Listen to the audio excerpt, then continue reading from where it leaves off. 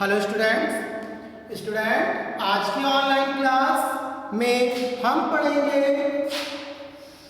Class 9 Hindi माध्यम subject science का physics chapter part lesson 12 part ध्वनि साउंड की क्लास को कंटिन्यू करेंगे। ये क्लास आपकी आज की लास्ट क्लास है। इसका पहला टॉपिक है पराध्वनि के उपयोग।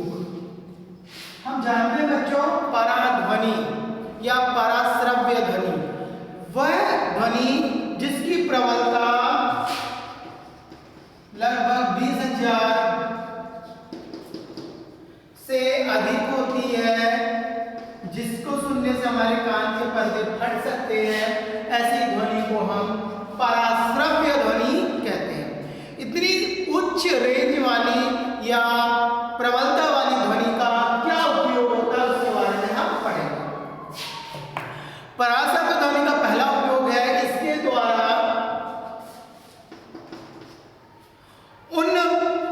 द्वारा उन भागों को साफ किया जा सकता है जहां पर पहुंचना मुश्किल है, जैसे ऐसी टेढ़ी मेढ़ी नली, भोजन की नली, इन सब को साफ करने के लिए और मशीनों के पुर्जों को साफ करने के लिए पराश्रव्य ध्वनि का उपयोग किया जाता है। सेकेंड है, क्या काम है सेकेंड? इसका उपयोग धातु के पिंडों में दरार का पता लगाने में। जैसे कोई राड है, उनके बीच में कहीं गैप तो नहीं है, लेकिन उस राड का उपयोग हम पुल वगैरह में करेंगे तो पुल टूट सकता है एयर होने के कारण, स्पेस होने के कारण। तो किसी धातु का पिंड, चाहे वो चादर बनी हो, चाहे ठोस गोला बना हो, चाहे रॉड बनी हो, उन धातुओं में कहीं छिद्र तो नहीं है, कहीं दरार तो नहीं है, उसका पता लगाने के लिए भी पराश्रव्य ध्वनि का उपयोग होता है। थर्ड है हृदय की गति।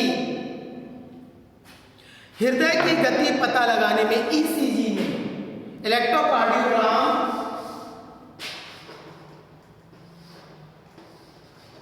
ईसीजी हृदय का पूरा मशीनरी टेस्ट होता है जिसमें हृदय की गति लग डब मतलब धड़कन को पूरा प्रदर्शित करने के लिए भी हम पराश्रव्य ध्वनि का उपयोग करते हैं। फोर्थ नंबर है मनुष्य के आंतरिक अंगों का चित्र प्राप्त करने के लिए। ठीक है, मनुष्य के अंदर के अंगों का चित्र कैसा है, उसकी संरचना कैसी है, सही तरीके से है कि नहीं, उसका पता लगाने। फिर है गुर्दे की पथरी को छोटे छोटे टुकड़ों में तोड़ने के लिए भी पराश्रव्य ध्वनि का उपयोग किया जाता है। माँ के गर्भ में जो बच्चा विकसित हो रहा है, इको साउंड द्वारा उसकी धड़कन को सुना जाता है। तो वो सारी चीजें पराश्रव्य ध्वनि पर निर्भर करती है। नेक्स्ट सेकंड टॉपिक है बच्चों, मोस्ट इंपोर्टेंट, सोनार। यहाँ सोनार का मतलब ज्वेलर्स से नहीं है या सोना चांदी बेचने वाले दुकानदार का इससे मतलब नहीं है इस सोनार का। तो अब देखते हैं सोनार का मतलब क्या होता है। सोनार का पूरा नाम sound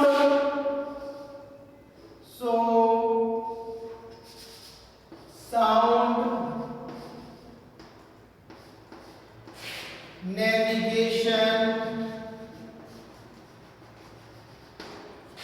and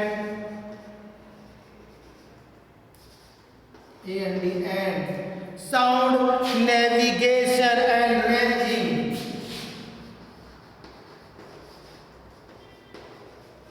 ji, S for sound, N for navigation, A for and, रे for ranging, R for ranging. यानी सोनार का शाब्दिक अर्थ साउंड नेविगेशन एंड रेंजिंग से है, यानी कहां तक की ध्वनि की रेंज, किसी ध्वनि की दूरी का पता लगाने के लिए हम सोनार का यूज करते हैं। यह एक ऐसी युक्ति होती है जिसके द्वारा जल में स्थित सोनार का उपयोग किससे के, तो एक विशेष प्रकार यंत्र या मशीन होता है जिसका उपयोग हम पानी में उपस्थित नीचे चट्टानों, पिंडों, कोई डूबी हुई जहाज, बर्फ के टुकड़ों आदि का पता लगाने में किया जाता है, जिससे कि जहाज को हम सही दिशा में चला सके, कोई दुर्घटना न हो। यानी सोनार का उपयोग हम पानी वाली जहाज या नाव में किया करते हैं। इसके द्वारा हम पानी के अंदर चट्टानों का पता लगाने में, पिंडों का पता लगाने में, बर्फ के बड़े टुकड़ों का पता लगाने में, कोई पनडुब्बी कोई जहाज डूबी हुई है उसका पता लगाने में करते हैं, ताकि जहाज आसानी से पानी में तैर सके, कोई दुर्घटना न हो। इसके लिए जहाज या नाव में, देखिए मैं ऐसे नाव बना के दिखाता हूं आप लोगों को।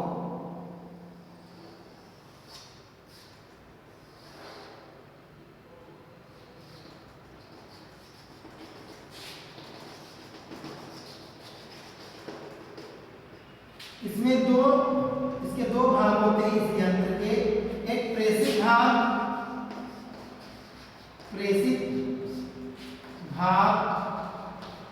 दूसरा संसूचक।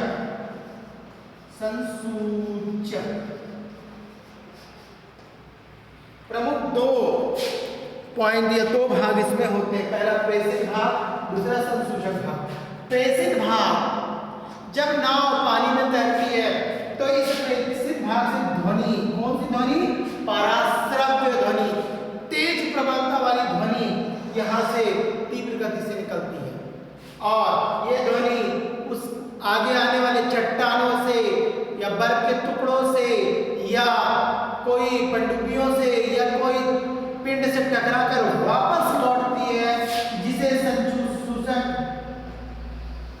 ग्रहण करके उसको विद्युत तरंगों में बदल देता है और नाव चालक को पता चल जाता है कि आगे कोई बड़ा चट्टान है, कोई बड़ा पिंड है, कोई बर्फ का टुकड़ा है और वो अपनी नाव को मोड़कर दूसरी दिशा में चलना शुरू कर देता है। इस तरह से सोनार के उपयोग से हम दुर्घटना से बच सकते हैं। सोनार में दो पॉइंट होता है, प्रेषित भाग, ये प्रेषित भाग ध्वनि को तरंगों के रूप में तीव्र गति से पानी में भेजता है। जब ध्वनि किसी सतह से टकराकर वापस लौटती है तो संसूचक इस ध्वनि को ग्रहण कर लेता है, उसे तरंगों में, विद्युत तरंगों में बदल देता है, जिससे नाव चालक उस तरंगों को देखकर जान जाता है कि कितनी दूरी पर कोई चट्टान है, कोई पहाड़ है, कोई पिंड है, तो अपनी नाव को मोड़कर दुर्घटना से बचता है। इसके उपयोग सोनार के, पहला समुद्र की गहराई नापना, ठीक है, सोनार के द्वारा हम क्या कर सकते हैं बच्चों? समुद्र की गहराई नापते हैं। दूसरा, जल के अंदर कहीं कोई चट्टान, बड़ी चट्टान है या पिंड या बर्फ का टुकड़ा, उसका पता लगाने। तीसरा, इसके द्वारा डूबी हुई पनडुब्बी का पता लगाने में। चौथा, बर्फ की चट्टानों का पता लगाने में। पांचवा, डूबे गए जहाजों का पता लगाने। नेक्स्ट टॉपिक सोनार के बाद,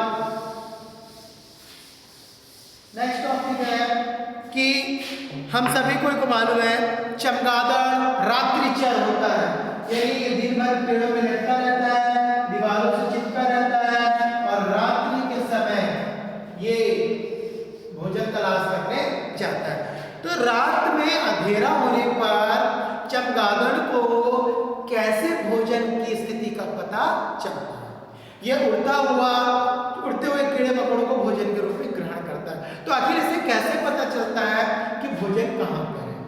तो चमगादड़ रात्रि के समय जब उड़ता है तो वह अपने मुंह से तीव्र पराश्रव्य ध्वनि बाहर निकालता है और सेम सोनार की तरह पराश्रव्य ध्वनि चमगादड़ के मुंह से निकलती है और उड़ते हुए कीड़ों से या भोजन सामग्री से टकराकर जब वापस उसके कानों पर लौटती है, चमगादड़ के कानों पर, तो उस ध्वनि परावर्तन के कारण चमगादड़ को पता चल जाता है कि भोजन की सामग्री कहाँ पर है, कि कोई अवरोधक या दीवार कहाँ पर है, और वह उड़ते हुए अपनी दिशा को मोड़ लेता है।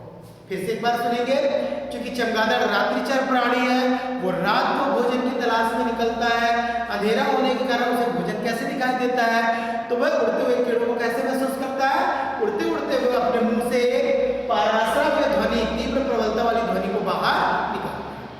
वो ध्वनि कीड़े मकोड़ों से टकराती है, किसी सतह से, दीवारों से या पेड़ पौधों से टकराकर रिटर्न होती है और परावर्तन के बाद जब चमगादड़ के कानों में पहुंचती है तो चमगादड़ को आभास हो जाता है कि कहाँ पे भोजन है, कहाँ पे दीवार है, कहाँ पे चट्टान है, और वो अपनी दिशा को चेंज तो ये ध्वनि परावर्तन के कारण अपने भोजन को प्राप्त करते हैं। नेक्स्ट टॉपिक, हृदय ध्वनि ग्राही यंत्र। देखो बच्चों, आप कभी हॉस्पिटल जाते हो, आपकी तबीयत खराब होती है, तो डॉक्टर सबसे पहले आपके छाती पर एक मशीन से कान में लगाकर चेक करता है। ठीक है, कुछ इस टाइप की उसकी संरचना होती है।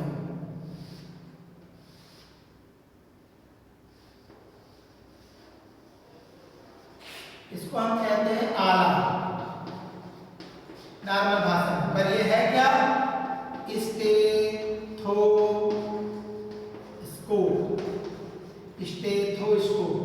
इसको कहते हैं स्टेथोस्कोप, जिसको नॉर्मल भाषा में हम आला कहते हैं। ये आला या स्टेथोस्कोप ध्वनि परावर्तन के नियम पर कार्य करता है। जब किसी व्यक्ति के दिल की धड़कन को हमें सुनना होता है, तो या डॉक्टर सुनते तो वो कान में इस आला को लगाकर इस गोल वृत्ताकार वाले भाग को हार्ट के पास रखते हैं, तो वो धड़कन हृदय की परावर्तित होती है, इससे परावर्तित होकर कानों तक हमारे पहुंचती है और वो ध्वनि हमको अच्छे से सुनाई देती है। तो ध्वनि, हृदय ध्वनि ग्रहण करने वाले यंत्र का नाम स्टेथोस्कोप है। नॉर्मल भाषा में इसको हम आला कहते हैं। ये ध्वनि परावर्तन पे निर्भर करती है। जब हम इसको छाती पर लगाकर ध्वनि सुनते हैं, तो वो ध्वनि आला के इस गोल वाले भाग से परावर्तित होकर हमारे कानों तक जाती है और हमें हृदय की ध्वनि सुनाई। लास्ट टॉपिक आज की क्लास का, सम्मेलन या सिनेमा हॉल। हम जैसे बड़े बड़े ऑडिटोरियम बनाए जाते हैं, बड़े बड़े ऑडिटोरियम मीन्स सम्मेलन कक्ष, जहाँ पे लोग अपनी अपनी बातों को रखते हैं, या सिनेमा हॉल, उनकी छत वृत्ताकार होती है। इस तरह से छत बनाई होती है। क्यों? तो क्वेश्चन यहाँ पे ये उठता है कि सिनेमा हॉल या सम्मेलन हॉल के जो छत होते वैसे वृत्ताकार क्यों होते हैं? तो बहुत सरल सा आंसर है बच्चों कि इस प्रकार के हॉल की छतें वृत्ताकार इसलिए होती है ताकि ध्वनि का परावर्तन आसानी से सभी दिशाओं में हो सके और वो ध्वनि पूरे कमरों में एक बराबर मात्रा में फैल सके और दूर दूर बैठे लोगों को वो आवाज सुनाई दे सके। तो ध्वनि के पूरे कमरे में फैलने के लिए या ध्वनि परावर्तन के कारण के लिए सिनेमा हॉल या सम्मेलन हॉल के छत वृत्ताकार बनाए जाते हैं। बच्चों, कल की क्लास और आज की क्लास में मैंने क्वेश्चन आंसर आप लोगों को नहीं बताए थे। आज इन सब के क्वेश्चन आंसर लिखेंगे। तो क्या क्या क्वेश्चन है मैं व्हाट्सएप में आपके पिक सेंड कर दूंगा। पर पहला क्वेश्चन है, ध्वनि किसे कहते हैं, ये कैसे उत्पन्न होती है? पहला क्वेश्चन, ध्वनि किसे कहते हैं, ये कैसे उत्पन्न होती है? सेकंड क्वेश्चन, कंपन किसे कहते हैं? थर्ड क्वेश्चन, क्या ध्वनि संचारण के लिए या संचरण के लिए माध्यम की आवश्यकता होती है? यदि होती है तो माध्यमों के नाम बताना है। चौथा क्वेश्चन, आवर्तकाल एवं प्रबलता किसे कहते हैं? पांचवा क्वेश्चन, शोर और सुस्वर ध्वनि किसे कहते हैं, उदाहरण दीजिए। छठवां क्वेश्चन, आश्रव्य ध्वनि, श्रव्य ध्वनि एवं पराश्रव्य ध्वनि किसे कहते हैं, इनके प्रबलता का मान लिखिए। अगला क्वेश्चन, मानव कर्ण या मानव कान को सचित्र समझाइए। फिर आठवां क्वेश्चन, ध्वनि प्रदूषण किसे कहते हैं, इसके फैलने के कारण, रोकने के उपाय लिखिए। नौवां क्वेश्चन, पराश्रव या पराध्वनि के उपयोग लिखिए। 10वां क्वेश्चन, सोनार का पूरा नाम लिखिए। 11वां क्वेश्चन, सोनार को सचित्र समझाइए। 12वां क्वेश्चन, चमगादड़ द्वारा रात्रि में भोजन तलाश करने की क्रिया को समझाइए। 13वां क्वेश्चन, हृदय ध्वनि ग्राही यंत्र का नाम बताइए। 14वां क्वेश्चन, सम्मेलन या सिनेमा हॉल का छत वृत्ताकार क्यों होता है? तो बच्चों, आज की क्लास कंप्लीट हुई। आपका फिजिक्स का चैप्टर भी कंप्लीट